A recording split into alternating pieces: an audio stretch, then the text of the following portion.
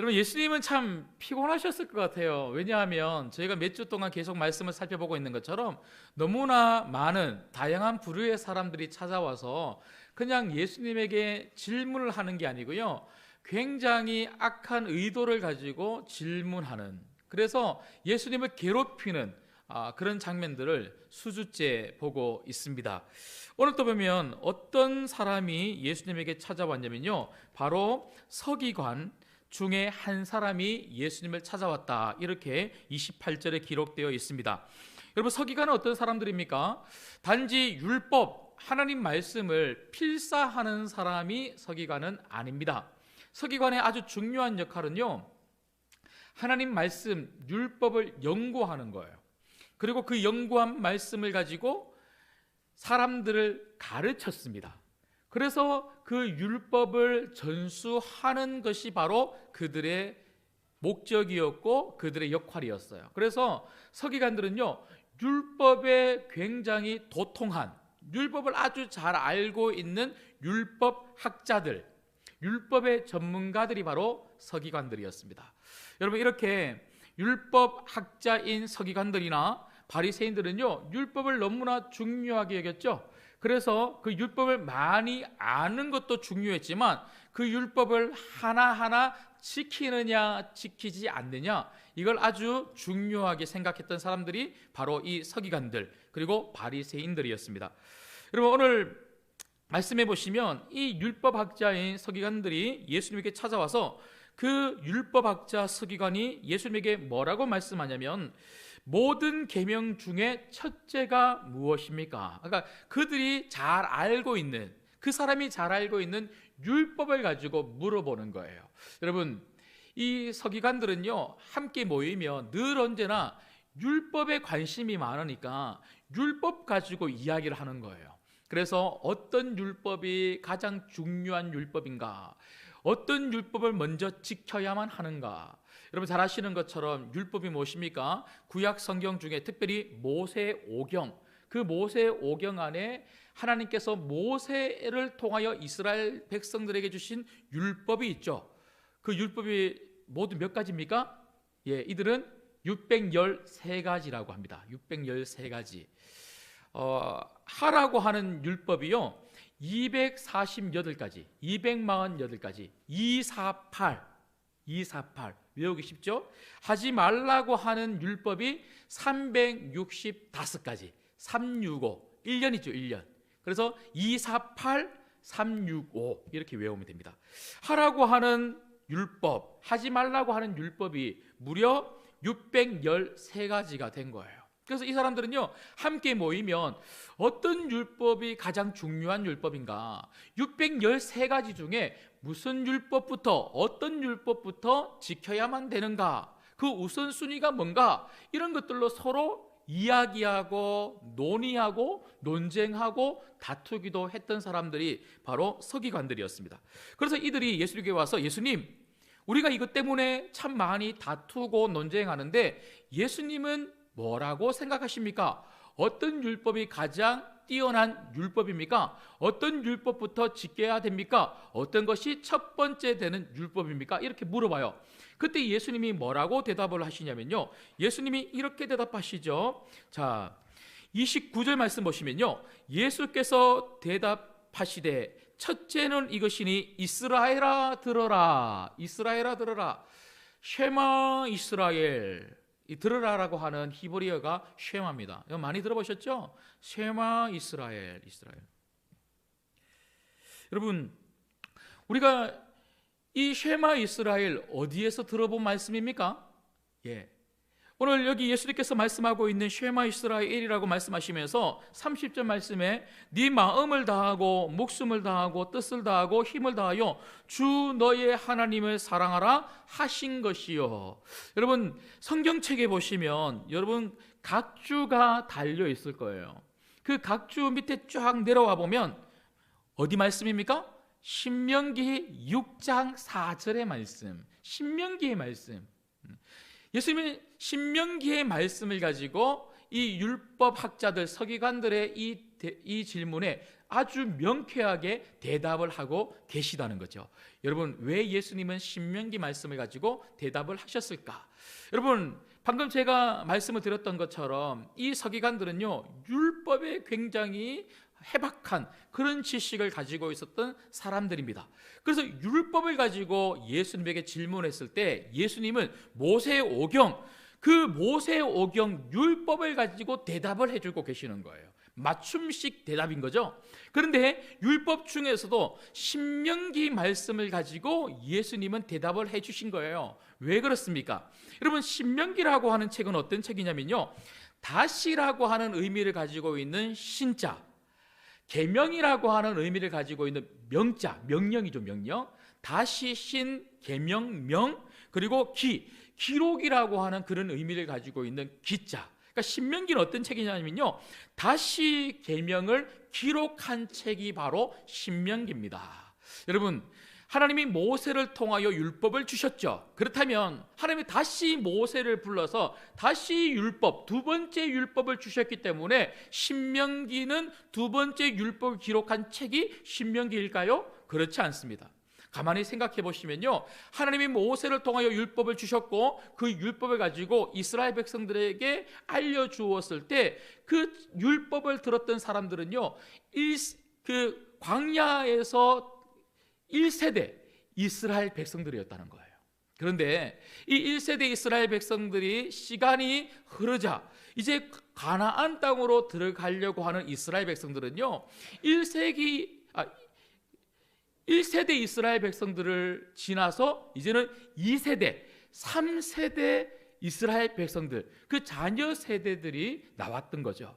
여러분, 그래서 모세는요, 그 자녀 세대, 2세대, 3세대 이스라엘 백성들, 그 유대인들에게 처음 하나님이 주셨던 그 율법을 자세하게 다시 말하고 설명할 필요가 있었던 것입니다. 그래서 이 신명기라고 하는 책을 모세가 기록을 하면서 시내산에서 하나님으로부터 받았던 그 율법을 아주 일목요연하게 잘 설명하고 해석해 놓은 책이 바로 신명기라는 거예요. 그래서 율법의 해석서, 율법 중에 율법이 바로 신명기입니다. 여러분, 특별히 율법 중에 율법인 이 신명기 중에서 가장 핵심 구절이 어디 있는가? 그건 바로 신명기 6장에 있다는 거예요. 특별히 6장 중에서도요, 신명기 6장 4절 5절 말씀이 바로 신명기의 가장 핵심적 구절입니다. 예수님은 이것을 너무나 잘 아셨기 때문에 이 율법, 특별히 신명기 6장 4절 5절의 말씀을 가지고 이 율법학자 서기관들에게 대답을 해주고 계시다는 것이죠. 여러분, 결국 예수님 이 대답을 통해서 우리가 깨닫게 되고 발견하는 것이 무엇입니까? 이것이야말로 예수님께서 말씀하신 이 말씀이야말로 우리 신앙의 핵심이요, 우리 삶의 전부라는 거예요. 여러분, 그게 뭡니까? 우리 다시 한번 읽어보겠습니다. 자, 오늘 예수님께서 하셨던 그 말씀 29절 30절, 마가복음 12장 29절 30절을 같이 읽겠습니다. 시작. 예수께서 대답하시되 첫째는 이것이니 이스라엘아 들으라. 주 곧 우리 하나님은 유일한 주시라. 내 마음을 다하고 목숨을 다하고 뜻을 다하고 힘을 다하여 주 너의 하나님을 사랑하라 하신 것이요. 여러분, 이 신앙의 핵심을 가지고 이 사랑을 가지고 살아가시기를 주님의 이름으로 축복합니다. 자, 그래서 오늘 이 말씀을 통해서 예수님께서 하셨던 이 대답을 통해서 오늘 또 역시나 우리가 반드시 붙잡아야 될 신앙의 핵심이 무엇인가? 첫 번째는요, 하나님을 사랑하라는 것입니다. 하나님을 사랑하라. 여러분, 사랑이 신앙의 핵심인데 그 중에 첫 번째 우리가 정말 붙들어야 될 신앙의 핵심은 뭐냐? 하나님을 사랑하는 것입니다. 여러분, 저는 우리 신광교회 부임이 결정이 되고 이제 청빙이 결정이 되고 한 주간 기도원에 갔어요. 기도원에 올라가서 기도를 하러 갔습니다. 그냥 가지 아니하고 교회에 정중하게 요청을 드려서 요람을 받아갔어요. 그러니까 요람을 가지고 가서 기도할 때마다 시간이 될 때마다 이제 요람을 펴서 이제 성도님들 얼굴도 좀 외우고 또 이름도 외우려고, 그리고 그 이름을 불러가면서 기도하려고 가지고 갔어요. 제가 가지고 가서 이렇게 보는데 이름이 참 안 외워져요. 그래서 이제 얼굴 보면 좀 낫겠지 하고 제가 이제 부임해서 여러분 얼굴을 보니까 더 큰일 났어요. 진짜 얼굴하고 사진하고 안 맞는 거예요. 예. 하여튼 그때 올라가서 하여튼 어떻게 했는지 보면서 기도하고 이름 또 우리 교회 성도님들은요 이름도 좀 어려운 분들이 좀 많으시더라고요. 예. 그래서 제가 이름을 외우는데 안 외워지고 막 그래요. 그런데 제가 그때 한참 기도할 때에 사실은 제 마음속에 좀 무거운 마음이 있었어요. 왜냐하면 제가 우리 신광교회 원서를 낼 때, 지원서를 낼 때만 해도요 우리 교회가 어떤 교회인지 사실 잘 몰랐어요. 알아보지도 않았어요. 그냥 지원서 낸 거예요. 그리고 그 당시만 해도 우리 교회에 홈페이지도 없었어요. 제가 인터넷을 쳐보니까 우리 교회 홈페이지가 없는 거예요. 그래서 우리 교회가 어떤 교회인지 전혀 몰랐어요. 그래서 그냥 와서 면접 보고 설교하고, 그래서 청빙되었다 해서 오라 해서 그렇게 준비하고 있는 중에 청빙이 되고 나니까요 이런저런 말들이 들리는 거예요. 여러분 잘 아시는 것처럼 참 어려운 이야기들이 많이 들렸어요. 그래서 제가 그 마음을 가지고 올라가서 하나님 앞에 기도했어요. 제가 기도하는 중에 제가 정말 간절히 기도했던 것은요 하나였어요. 하나님께 어떻게 기도했냐면, 하나님, 제가 청빙받아서 가려고 하는 우리 신광교회가 하나님만 사랑하는 교회가 되게 해 주십시오. 그리고 하나님 사랑하는 그 마음을 가지고 성도들이 싸우지 않고 서로 사랑하는 성도들이 되게 하여 주옵소서. 제가 그걸 기도했어요. 제가 일주일 내내 정말 그것만 기도했어요. 그리고 하나님께 다짐했어요. 제가 하나님께 감히 약속을 드렸다고는 말씀을 못 드리겠어요. 근데 제가 그렇게 기도하면서 하나님께 다짐했어요. 하나님, 제가 신광교회에 부임하고 나면 하나님, 제가 은퇴하는 그 순간까지 오직 예수님만 바라볼게요. 누가 어떤 말을 하고 어떤 이야기를 제게 들려준다 할지라도 제가 예수님만 바라볼게요. 그리고 우리 성도님들을 예수님만 바라보는 성도님들로 양육할게요. 그래서 우리 신광교회 성도님들이 정말 예수님 한 분만을 사랑하는 성도들로 정말 제가 목숨을 다해서 최선을 다해서 그렇게 가르치고 양육할게요. 제가 그렇게 기도했어요. 여러분, 제가 왜 이렇게 기도했을까요? 그건 바로 하나님을 사랑하는 것이야말로 신앙의 핵심이요 하나님의 뜻이기 때문에 그렇습니다. 여러분, 하나님은 우리에게 주일날 출석 잘 해야 된다. 아무리 바빠도 주일날 교회 와서 출석 도장 찍고 예배 드리고 다른 일 해라. 그렇게 말씀하지 않으셨어요. 하나님은 우리에게 11조 많이 드려야 된다. 어떤 일정한 액수 이상 드리는 사람은 내가 도와주고 그 이하는 11조 제대로 안 드리면 내가 안 도와주고, 그렇게 말씀하시지도 않으셨어요. 심지어 하나님은 교회를 위해서 교회에서 이곳저곳에서 적어도 2가지, 3가지 이상 반드시 봉사해야 된다. 이렇게도 말씀하지 않으셨어요. 하나님은 오늘 말씀처럼 딱 한 가지 말씀하셨어요. 나를 사랑해라. 하나님을 사랑해라. 하나님이 정말 우리에게 원하시는 것은요, 하나님을 사랑하는 것입니다. 여러분, 저는 우리 신광교회 부임하고 지금까지 새벽 예배를 드리면서 그리고 기도할 때마다 제가 늘 기도했던 게 뭔지 아십니까? 그리고 지금 또 제 마음속에 여전히 고민이 되고 있는 게 뭔지 아십니까? 이 예배당에 성도들이 가득 차서, 그래서 사람들이 많아지면 또 교회 건물을 또 건축해야지, 성도님들에게 어떻게든지 잘 동기부여하고 말씀 잘 전해서 11조 많이 내게 하고 감사헌금 많이 내게 해서 좀 우리 교회 헌금 많은 부자 교회 만들어야지, 성도들에게 말씀 전해서 어떻게든지 구석구석에 지금은 10% 정도 겨우 그렇게 봉사하고 있는데 앞으로는 50%, 60% 봉사 많이 하는 그런 성도들, 그런 교회로 만들어야지. 이렇게 기도할까요? 제가 이렇게 기도할까요? 아니요. 저 그렇게 한 번도 기도해 본 적 없어요. 저의 고민과 저의 기도는 하나입니다. 우리 교회에 오기 전에 기도원에서 눈물로 기도하며 하나님께 매달렸던 것처럼, 하나님, 사랑하는 우리 신광교회 성도님들이 하나님만 사랑하게 하여 주옵소서. 이 말씀을 준비하는 지난 한 주간에도 제가 새벽이든 저녁이든 제 개인의 기도 시간이든 금요일이든 제가 기도했던 내용은, 하나님, 정말 우리 모두가, 저나 우리 성도님들이 하나님만 정말 사랑하면 좋겠습니다.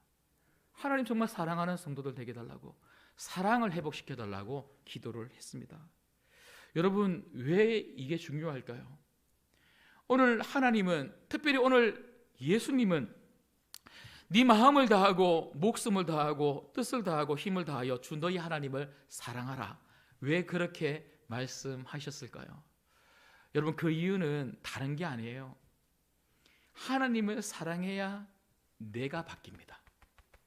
하나님을 사랑해야 우리 신앙의 삶의 변화가 있어요. 하나님을 사랑해야 내 신앙의 삶의 변화가 있을 뿐만 아니라, 신앙의 삶의 변화가 있을 때에 내 인생이 바뀌고 우리 가정이 바뀌고 우리 교회가 바뀐다는 거예요. 사랑해야 바뀌는 거예요. 여러분, 우리는 무엇을 지키고 안 지키고 이렇게 율법적으로 살아야지만 내 삶이 변할 거라고 생각해요. 그래서 우리 가정이 축복을 받을 거라고 생각해요. 아니에요. 하나님이 사랑하면 그 사랑이 내 삶을 바꾸는 거고요, 그 사랑이 내 주변을 바꾸는 거고요, 그 사랑이 우리 가정을 바꾸는 거예요. 여러분, 저는 군대를 제대한 후에 대학부 수련회에 갔다가 인격적인 우리 예수님을 만났어요. 예수님을 만나니까요, 그날 밤 정말 눈물을 펑펑 흘리면서 나를 사랑해 주신 그 예수님이 너무 사랑스러운 거예요. 그 전에 예수님을 참 잘 믿었다고 생각했는데, 사실 제 마음은 주님을 향한 사랑이라기보다 율법적으로 어릴 때부터 교회 다녔으니까 꾸준히 교회 다니는 학생이었던 것 같아요.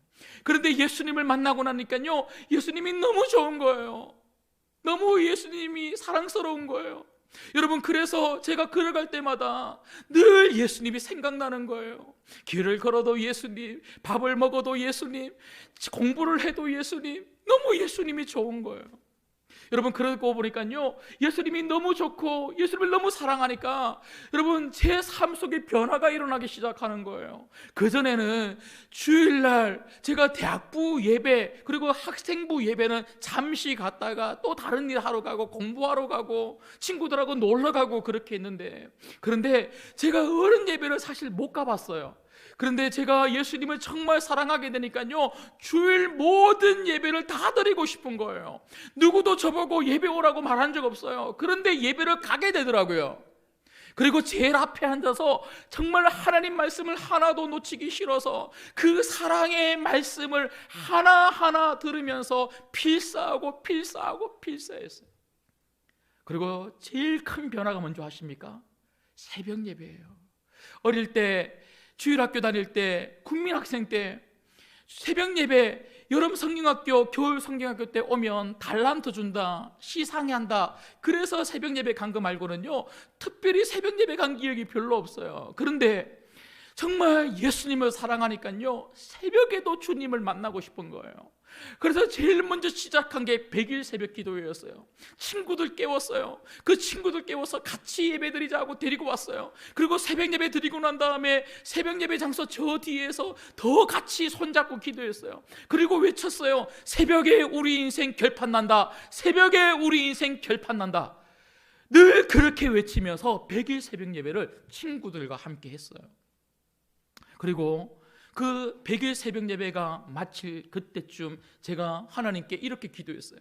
하나님, 제 인생을, 제 목숨을 하나님을 위해서 드릴게요.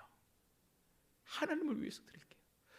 하나님이 너무 좋고 하나님을 너무 사랑하니까 목숨을 드리고 싶더라고요. 여러분, 오늘 이 시간을 통해서 우리는 우리 스스로를 점검해야 됩니다. 내게 물어봐야 됩니다. 나는 무엇을 사랑하는가? 나는 정말 무엇을 사랑하는가? 여러분, 우리가 다른 무엇인가를 사랑하게 되면요, 내 삶 속에 내 신앙의 변화가, 문제가 일어나기 시작하는 거예요. 내 신앙의 삶에 문제가 있다면 다른 거 아니에요. 내가 하나님보다 더 사랑하는 무엇인가 있는 거예요. 돈을 사랑하거나 사람을 사랑하거나 다른 무엇인가를 사랑할 때 신앙에 문제가 생기기 시작하는 거예요. 하지만 정말 하나님을 사랑하게 되면 다시 내 삶이 바뀌는 거예요. 여러분, 예배를 오라 몇 번이나 말씀을 드리고 담임 목사가 전화하고 권면하고 길 가다가 마주치면 손 꽉 붙잡으면서 집사님 왜 안 오세요? 집사님 꼭 오세요.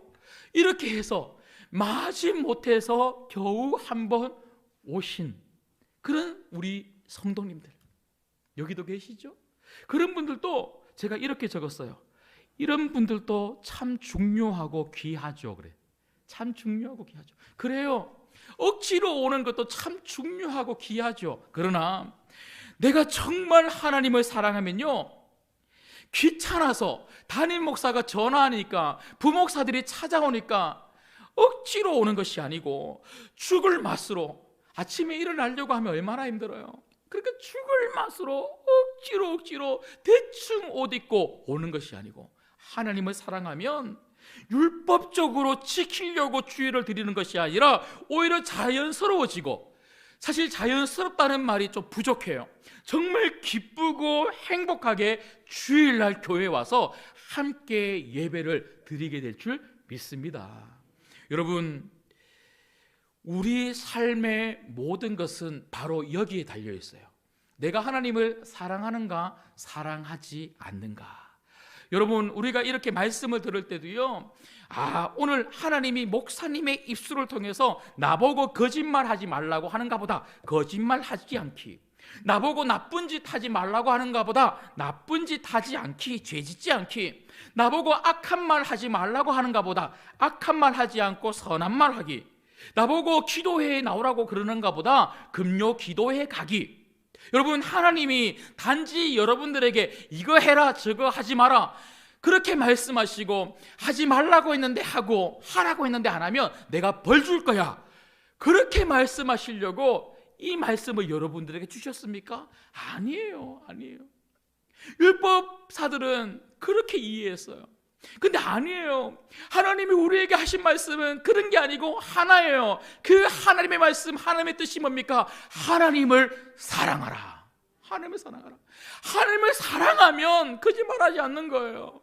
하나님을 사랑하면 나쁜 짓 하지 않는 거예요. 하나님이 사랑하면 악한 말을 하지 않는 거예요. 여러분, 제가 유학을 하던 중에 친구 목사님으로부터 한국에 좋은 처자가 있다고 와서 한번 보라 그래서, 제가 정말 시간이 안 되고 여건이 안 되고 돈이 없음에도 불구하고 그래도 결혼해야 되겠다 이 일념으로 제가 한국에 잠시 나왔어요. 나와서 저희 아내를 만났는데요, 너무 이쁜 거예요. 그 제가 얼굴 보고 결혼했어요. 솔직히 말씀드리면 목사가 신앙으로 결혼해야 되는데 너무 이쁜 거예요. 사실 신앙도 좋아요. 그런데 아내를 4번 만나고요, 4번 만나고 결혼 결정하고 상견례 다 하고 그 다음 주에 한 주 만에 다 끝난 거예요. 다 끝내놓고 그 다음 주에 다시 영국으로 돌아갔는데요, 결혼식을 기다리면서 정말 그 여인이 너무 좋고 너무 사랑스러우니까요, 아침에 눈이 떠지는 거예요. 야, 진짜 피곤했어요. 제가 영국에서 아르바이트하고 공부하고 이게 얼마나 피곤한데. 그래서 억지로 제가 일어났는데, 이제는 사랑하는 사람이 생기고 내가 책임져야 될 사랑하는 여자가 생기니까요, 아침에 눈이 떠지는 거예요. 그래서 더 일찍 학교에 가서 공부하고 일을 하는데도요, 노래가 나와요. 노래가. 그리고 제가 전화기 그때만 해도요, 지금은 뭐 인터넷 전화 뭐 이런 것도 있잖아요, 카톡 이런 것도 있잖아요. 그때만 해도 3만 원씩 카드 하나 사서 꽂아서 쓰면요, 이거 얼마 안 들어요. 오래 못 써요. 그런데 늘 매일마다 카드 꽂아서 그 목소리 듣고 싶어서 줄 서서 전화하고 그랬어요. 그러다가 이제 결혼해서 이제 본격적으로 유학생활 하는데 저희 아들 연우가 태어난 거예요. 연우가 태어나니까요, 솔직히 말씀드리는데 아내보다 더 좋은 거예요. 예. 너무 이쁜 거예요. 너무 이뻐서 막 그냥 쓰다듬고 뽀뽀하고 발가락 막 냄새 맡고 막 그랬어요. 근데 아들이 너무 좋고 너무 사랑스러우니까요, 일하는 게 안 힘들어요. 하루 종일 공부하고 5시부터 11시 반까지 아내와 함께 설거지하고 배달 다니고 중간중간에 전단지 돌리러 다니고 그렇게 했는데요, 하나도 안 힘든 거예요. 이게 뭡니까? 사랑의 힘이에요. 사랑의 힘. 여러분, 사랑은 힘입니다. 사랑은 힘. 여러분, 우리가 하나님을 사랑하면 그 하나님을 사랑하는 사랑의 힘은 우리로 하여금 하나님을 위해서 살도록 만들어주는 거예요. 아무리 힘들어도 힘들지 않도록 만들어주는 거예요. 견딜 수 있도록 만들어주는 거예요. 여러분, 이 사랑의 힘이 여러분 안에 있기를 주님의 이름으로 축복합니다. 그런가 하면 두 번째는요, 신앙의 핵심 두 번째, 이웃을 사랑하는 것입니다. 이웃을 사랑하는 것. 여러분, 31절 말씀을 같이 한번 읽도록 하겠습니다. 31절을 같이 읽겠습니다. 시작. 둘째는 이것이니 내 이웃을 내 자신과 같이 사랑하라 하신 것이라. 이보다 더 큰 계명이 없느니라. 아멘. 여러분, 오늘 예수님은 하나님을 사랑하라고 말씀하신 다음에 곧 이어서 바로 이웃을 사랑하라고 말씀하세요. 그런데 하나님을 사랑하는 것과 이웃을 사랑하는 것은요, 오늘 예수님의 말씀을 보니까 큰 차이가 없다는 거예요. 여러분, 우리가 생각할 때는 하나님을 사랑하는 것은 굉장히 중요한 일이기 때문에 아주 큰 사랑의 마음을 가지고 사랑해야 되고, 사람을 사랑하는 것, 이웃을 사랑하는 것은 하나님을 사랑하는 것과는 조금 다르게 요만큼만 사랑해도 되는 것처럼 이렇게 우리가 생각할 수 있는데, 오늘 말씀 보십시오. 예수님은 절대로 그렇게 말씀하지 않습니다. 오히려 하나님을 사랑하는 것과 이웃을 사랑하는 것을 같은 동일선상에 놓고 말씀하고 있는 거예요. 저희가 방금 읽었던 것처럼 31절 말씀해 보시면 이웃을 사랑하라, 네 자신과 같이 그 이웃을 사랑하라, 이보다 더 큰 계명이 없다. 이웃을 사랑하는 것보다 더 큰 계명이 없다. 이 말은요, 하나님을 사랑하는 것과 이웃을 사랑하는 것은 같다는 거예요. 그 사랑의 무게, 하나님을 사랑하는 사랑의 무게만큼 그 사랑을 가지고 이웃을 사랑하는 것, 옆에 있는 성도를 사랑하는 것, 이게 얼마나 중요한지 모른다는 거예요. 여러분, 그러고 보니까 요한복음 13장 34절 35절에 보면 예수님께서 이렇게 말씀하세요. 한번 잘 들어보십시오. 새 계명을 너희에게 주노니 서로 사랑하라. 내가 너희를 사랑한 것 같이 너희도 서로 사랑하라. 너희가 서로 사랑하면 이로써 모든 사람이 너희가 내 제자인 줄 알리라. 너희가 내 제자인 줄 알리라. 여러분, 오늘 이 예수님께서 하셨던 이 말씀의 핵심이 뭡니까? 하나님을 사랑하는 것으로, 그리고 이웃을 사랑하는 것으로 무엇을 알 수 있다고요? 예수님을 사랑하는 것을 알 수 있다는 거예요. 다른 이야기로 하면, 우리가 이웃을 사랑하면 예수님은 그 이웃을 사랑하는, 성도를 사랑하는 우리의 마음과 모습을 보면서, 아, 저 사람은, 저 집사는 나를 사랑하는구나, 나를 사랑하는구나. 이웃을 사랑하는 것을 통해서, 성도를 사랑하는 것을 통해서 예수님은 예수님 사랑을 확인하시겠다는 거예요. 확인.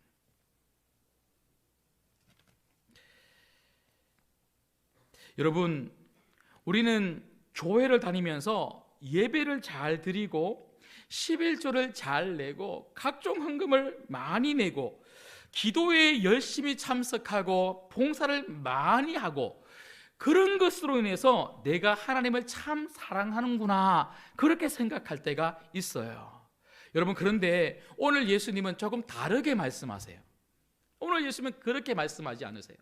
오늘 예수님은 우리가 이웃을 사랑하느냐, 우리가 성도들을 사랑하느냐, 그 사랑이 있다면, 이웃을 사랑하고 성도를 사랑하는 그 사랑이 있다면 그것이 예수님을 사랑하는 것이고 그것이 하나님을 사랑하는 것이라고 그렇게 말씀하고 계시는 거예요. 여러분, 정말 이웃을 사랑해야 이웃을 위해서 살 수 있어요. 하나님을 사랑해야 하나님을 위해서 살 수 있어요. 여러분, 율법 중에 율법이 뭡니까? 십계명이죠. 십계명의 그 기본 정신을 여러분 너무나 잘 아시죠? 1계명부터 4계명까지는 하나님을 향한 사랑이고요, 5계명부터 마지막 10계명까지는 이웃을 향한 사랑입니다. 여러분, 하나님을 사랑하는데 다른 신을 섬길 수 있습니까? 하나님을 사랑하는데 우상을 만들 수 있습니까? 하나님을 사랑하는데 하나님의 이름을 망령되이 일컬을 수 있습니까? 하나님을 사랑하는데 주의를 안 지킬 수가 있겠습니까? 하나님을 사랑하면 하나님을 위해서 다 할 수 있다는 거예요. 이웃도 똑같아요. 그 사랑으로 이웃을 사랑하면 이웃을 사랑하는데 어떻게 부모 공경을 안 합니까? 우리 부모를 사랑하면 공경이 자연스럽게 나오는 거예요. 공경해야지, 살인하지 않아야지, 간음하지 않아야지, 도둑질하지 말아야지, 거짓말하지 말아야지, 남의 것을 탐내지 말아야지, 이렇게 결단한다고 해서 우리가 안 하는 것이 아니고, 결심한다고 해서 내 열심으로 안 하는 것이 아니고, 정말 이웃을 사랑하면, 사람을 사랑하면 그 사랑이 그 사람을 위해서 살도록 만들어주더라고요. 여러분, 정말 소망합니다. 우리 성도님들은 정말 서로 사랑할 수 있기를 주님의 이름으로 축복합니다. 사랑하면 그 사람을 위해서 다 할 수 있는 거예요. 사랑은 마음의 문제이지만 그 사랑의 마음은 삶으로 나올 수밖에 없는 거예요. 여러분, 저는 지난 주간에 진짜 많이 바빴어요. 그 어떤 주간보다 지난 주간이 참 많이 바빴어요. 낮에 사역을 하면서 회의도 참 많았어요. 요즘 행복한 우리 마을 만들기 한다고요, 참 많은 회의도 하고 사람들을 만나고 또 이것저것 결정할 일들이 얼마나 많은지 몰라요. 그런데 특별히 지난주가 뭐 때문에 또 많이 바빴냐면요, 설교가 너무 많은 거예요. 야, 여러분 잘 아시겠지만 저는 제가 생각해도 다른 목사님들과 비교해서 제가 설교를 꽤 그래도 빨리 좀 준비하는 그런 편인 것 같아요. 좀 그런 편인 것 같아요. 그렇지만 여러분, 저도 올라오면요, 어떤 분들은 저보고 그러세요. 목사님은 올랐으면 줄줄줄 나오는 거 아닙니까? 그래요. 아유, 아니에요. 한번 올라와 보세요. 줄줄줄 땀이 나와요. 땀이. 그냥 올라선다고 해서 그냥 나오는 게 아니고 정말 진액을 짜는 그런 준비가 사실 필요해요. 그래서 여러분, 새벽 예배, 매일 새벽 예배 준비해야 되죠. 그리고 금요일 기도회 설교 준비해야 되죠. 오늘 주일 오전 예배, 지금 이 설교 지난 주간에 준비해야 되죠. 그리고 이거 마치고 나면요, 곧장 12시 반부터 임직자 교육 1시간짜리 강의 준비해야 되죠. 그리고 오늘부터 뭐가 있습니까? 오후 예배가 있어요. 오후 예배 오실 거죠? 국수 드시고 하자고 하시는 거는 왜 대답이 이래요? 오후 예배 설교 준비해야 되죠.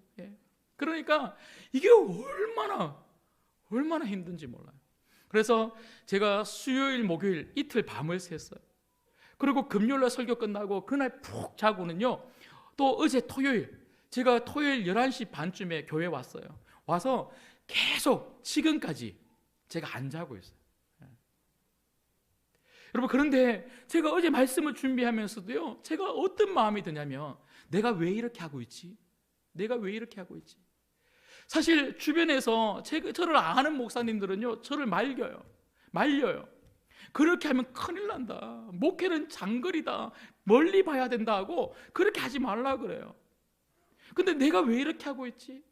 그냥 열심히 설교 잘 준비해서 사역 잘해서 사람들에게 인정받고 내가 설교 이렇게 잘한다는 것을 보여주려고 내가 이렇게 하고 있나? 아니에요. 제가 정말 양심상 여러분들에게 말씀할 수 있어요. 여러분, 제가 이렇게 하는 이유는 여러분을 사랑하기 때문에 그렇습니다. 예. 여러분, 제가 피곤해 보입니까 지금? 예? 제가 눈이 작아서 그렇지 이거 감고 있는 눈이 아니에요. 저 지금 생생해요. 그 어떤 때보다 생생해요. 사실 제가 어제 말씀을 준비하면서 새벽녘까지 계속 말씀을 제가 준비하면서 이것뿐만 아니라 제가 주일 오후 예배, 조금 있다가 제가 다시 말씀을 또 전할 텐데요, 그 말씀을 준비하면서 막 이 원고 가지고 막 올라가고 싶은 거예요. 빨리 피곤한 게 아니고 빨리 주일 아침 왔으면 좋겠다. 내가 너무너무 사랑하는 우리 신광교회 우리 성도님들에게 이 말씀 전해야지. 사랑하니까 피곤함도 극복이 되더라고요. 여러분, 한 걸음 좀 더 나가서 성도들을 향한 사랑뿐만 아니라 이웃을 향한 사랑. 여러분, 우리의 이웃은 물론 1차적으로 내 옆에 있는 성도들이겠죠. 하지만 우리의 이웃 개념이, 성도의 개념이 조금 확장되어져야 돼요. 잠재적인 성도들, 우리 주변에 얼마나 많은지 몰라요. 여러분, 저는 코로나 기간에 참 많이 안타까웠어요. 어떻게 하면 우리 성도님들이 다시 마음을 가지고, 그 예배드리고 싶은 마음을 제가 너무나 잘 알고 있기 때문에 그 마음을 가지고 함께 모이게 할까? 근데 방법이 없는 거예요. 이 전염병 때문에 방법이 없는 거예요. 그래서 너무 안타까웠는데, 그런데 작년 이제 10월 11월 지나가면서 코로나가 점점 이제 좋아지고 이제 국가에서 예배를 드릴 수 있도록 이제 모든 것들이 허락이 된 그런 시간들이 왔어요. 그때 정말 기뻤어요. 너무 기쁜 마음을 가지고 이제 성도님들이 다 돌아오시겠구나 그렇게 생각했는데 웬걸요, 안 오시는 거예요.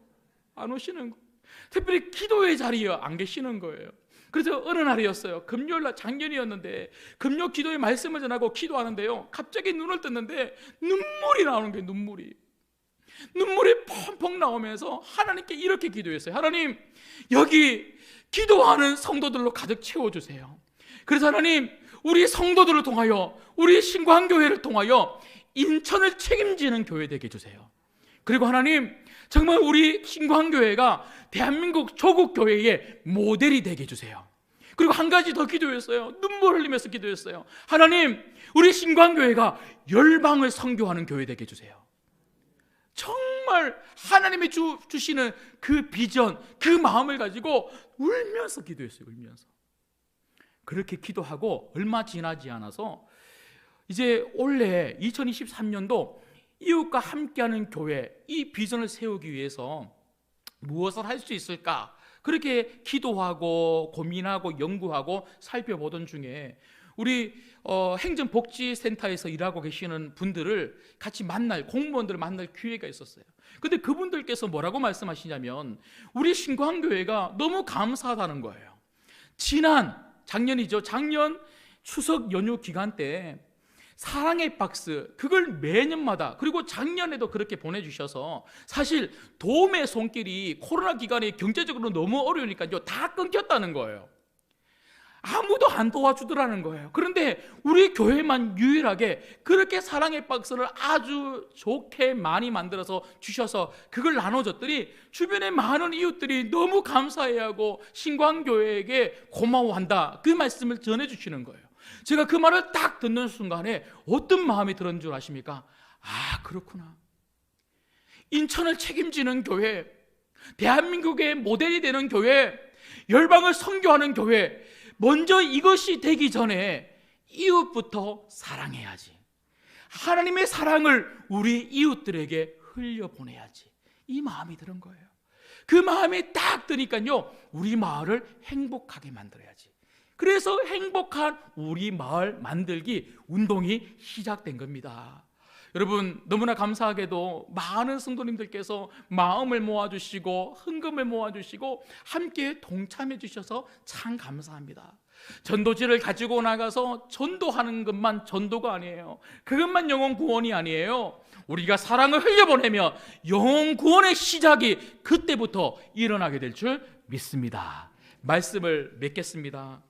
여러분, 로마서 13장 8절에 보면 피차 사랑의 빛 외에는 아무에게든지 아무 빚도 지지 말라. 남을 사랑하는 자는 율법을 다 이루었느니라. 남을 사랑하는 자는 다 율법을 이루었느니라. 여러분, 이웃을 사랑하면 이웃을 사랑하는 삶을 살 수 있는 거예요. 이웃을 사랑하는 삶을 살아가는 것이야말로 그게 진정한 율법을 살아가는 사람의 자세입니다. 여러분, 신앙의 핵심이 뭡니까? 무엇을 하고 안 하고, 무엇을 지키고 안 지키고, 이게 신앙의 핵심입니까? 그래서 내 열심으로 정말 교회 열심히 다니고 말씀 열심히 지키고 내 열심으로 뭔가 하는 것, 내 열심에 신앙이 달려 있습니까? 아닙니다. 신앙의 핵심은 사랑입니다. 사랑. 우리 신앙은 하나님에게 달려 있는 거예요. 하나님이 우리 마음 가운데 강력하게 역사하시면, 그 인격적인 주님을 만나면 우리 마음에 하나님을 향한 사랑으로 가득 차게 될 줄 믿습니다. 그 사랑으로 가득 찰 때 하나님만 사랑하며 예배할 수 있는 거예요. 그 사랑으로 가득 찰 때 하나님을 사랑하는 마음을 가지고 기도하고, 하나님을 사랑하는 마음을 가지고 말씀을 듣고, 하나님 사랑하는 마음을 가지고 말씀을 담아서 내 삶 속에 말씀대로 살 수 있는 거예요. 그리고 그 사랑은 이웃을 향한 사랑으로 흘러갈 수 있도록 나를 그 사랑이 인도하는 거예요. 여러분, 오늘 또 이 신앙의 핵심, 이 사랑이 여러분 마음속에서 회복되기를 주님의 이름으로 축복합니다. 그 사랑으로 하나님만 사랑하시고 이웃을 사랑하며 살아가는 이번 한 주간이 되시기를 주님의 이름으로 축복합니다. 기도하겠습니다.